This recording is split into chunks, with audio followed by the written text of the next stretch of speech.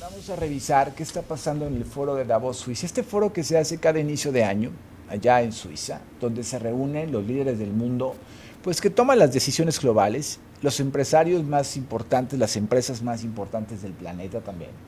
De México no estuvo la presidenta Sheinbaum, la representó una ministra del gobierno mexicano, Alicia Bárcenas.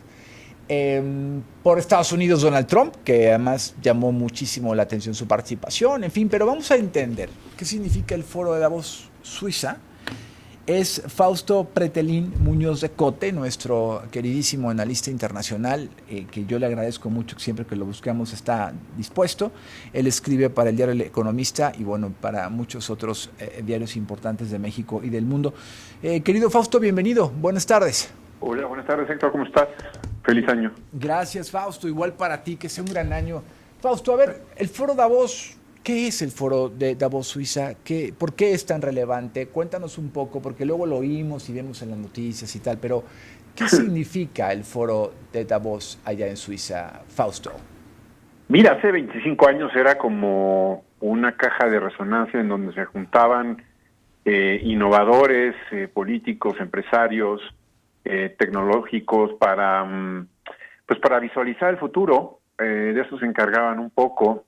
Si tú recordarás, bueno, la gente que escucha y tiene más bien tiene más de 25 años de edad, entenderá que hablar del iPhone hoy en día pues ya es algo cotidiano, algo de lo normal, pero hace 20 años era a través de Steve Jobs, su creador, uno de los inventos, ¿no?, más atractivos que se tenían en cuenta hasta ese momento. Y ahí es donde se hablaba de eso, de aspectos tecnológicos, de aspectos económicos, por eso es un foro económico, y político, ¿no? En menor medida político porque, en general, a veces los políticos, y hablo en el promedio, no son tan innovadores, sino que van siguiendo pautas ya trazadas en la historia. Pero ahora, después, un poquito antes de la pandemia, hasta ahora como que se había adormecido ese foro, un foro que con la llegada de Donald Trump en el 2017, encontró no a un estratega aliado, sino en realidad a un crítico de la globalización, porque ese es el foro de Davos, ¿no? Es decir, se habla de aspectos de libre mercado, nunca de aspectos de intervención ni de subsidios, sino que por el contrario, aspectos de liberalismo, ¿no? Y hoy dirían muchos de los críticos del neoliberalismo, por supuesto.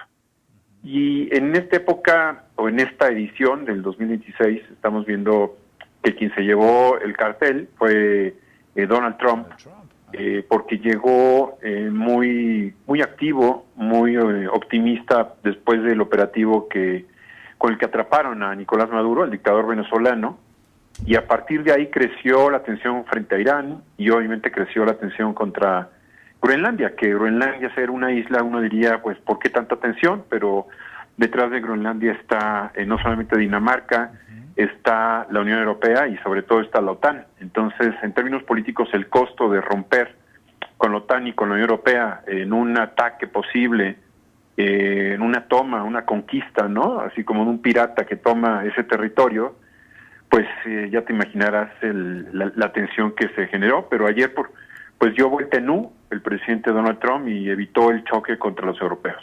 Oye, evitó el choque, hace un par de días las bolsas del mundo colapsadas, en fin, nerviosas, en fin, ayer en esta reunión que tuvo Trump con los líderes de la OTAN y de Europa, en fin, un matiz diferente, afortunadamente parece que hay acuerdos. ¿Cómo viste la postura de Donald Trump, estimado Fausto, su llegada, su mensaje después de cómo había venido estando hace unos días buscando el tema de Groenlandia? Usó incluso un día antes de estar en Davos una inteligencia artificial en donde marcaba el mapa con la bandera de Estados Unidos de Norteamérica, incluyendo Venezuela, incluyendo Groenlandia, en fin, con esta personalidad que tiene de provocación permanente el presidente Trump. Y bueno, pues parece que ayer llega a un acuerdo con la OTAN, baja el tema de los aranceles a Europa, el tema de Groenlandia, en fin. ¿Cómo viste esta parte? Bueno, él es un personaje, un actor, ¿no? Muy histriónico, muy, digamos que se desenvuelve muy bien ante los medios. Ajá. Con sus performances. Sí. Pero lo que subyace de esas palabras y de esas acciones histriónicas es lo más grave. Y lo más grave es el rompimiento de Estados Unidos con el derecho internacional, con la Carta de Naciones Unidas.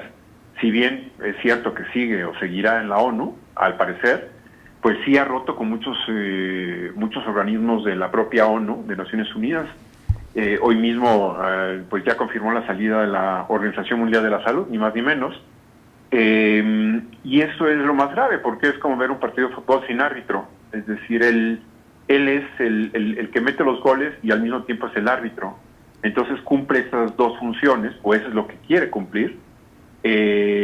Por fortuna en Estados Unidos están los jueces y algunos legisladores que no necesariamente le permiten con facilidad que tome decisiones muy abruptas, ¿no? Pongo el ejemplo de la Guardia Nacional en California, donde pues los jueces le dijeron que no era necesaria la guardia y tuvieron que regresar a los cuarteles.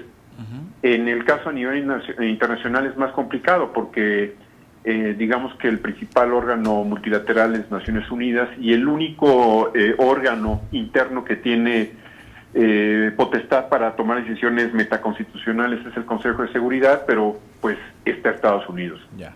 Entonces, cuando habla de Donald Trump, que la ONU no ha servido, que no ha arreglado las guerras que él arregló, pues nos está diciendo que la ONU es un organismo como si estuviera en Marte o en Júpiter, pero en realidad la ONU es el espejo de los países. La ONU, si está colapsada, es por culpa de Rusia, de Estados Unidos y de China. En ese sentido, pues es escupirse hacia arriba, ¿no? Yeah. Sin embargo, bueno, esa es otra historia que no le interesa a él, porque quizás a la gente tampoco le interesa mucho. Y ahora lo que hizo, ya entrando a tu pregunta, pues es sí llegar a un arreglo, aunque hoy con la OTAN, pero hoy el primer ministro de Groenlandia avisó que no tiene conocimiento de qué forma parte del acuerdo. Entonces, si no está Groenlandia dentro del acuerdo, pues ese papel puede ser mojado. Por más que Mark Rutte, el secretario general de la OTAN, diga que pues ya llegó a un acuerdo o un preacuerdo con el presidente estadounidense.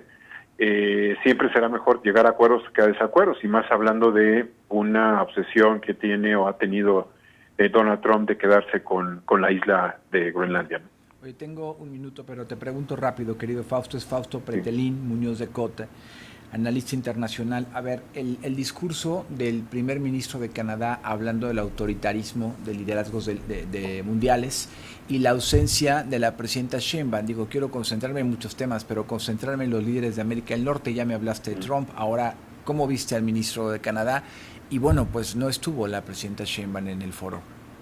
Sí, bueno, de Mark Carney, el canadiense, me parece que es un discurso impecable, porque es muy realista, sí. Y él sabe muy bien que la relación con Donald Trump es muy mala, y eso involucra a la tercera persona, que es Claudia Sheinbaum. Es decir, pues está más cerca hoy Estados Unidos y Canadá de romper un TEMEC que de concretarlo.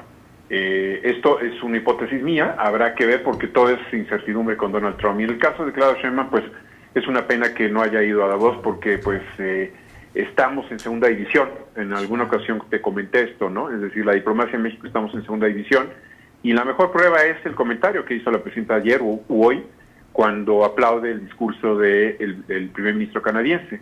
Es decir, ya no quiere ser protagonista, ya no puede decir ese tipo de discursos ella, y entonces tiene que aplaudirle en este caso a un primer ministro canadiense, lo cual, pues bueno, siempre es muy triste estar en una segunda división.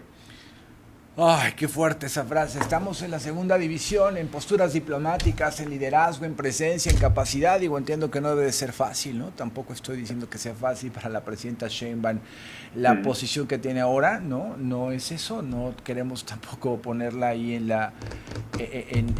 el ataque permanente, pero sí, muy lamentable la ausencia de la presidenta mexicana en este foro fundamental hoy, que tuvo además mucho auge. Decía Fausto, se había venido adormilando, pero creo que 2026 volvió a levantar en la escena internacional. Fausto, pues muchas gracias. Te mando un abrazo enorme, que tengas un gran año. Seguimos hablando, si me lo permites, y siempre es un gusto aprender contigo. Igualmente, te mando un abrazo, doctor. Gracias, Saludos a Fausto. todos. Buenas tardes, noches. Fausto Pretelín Muñoz de Cote hablando del foro de Davos allá en Suiza.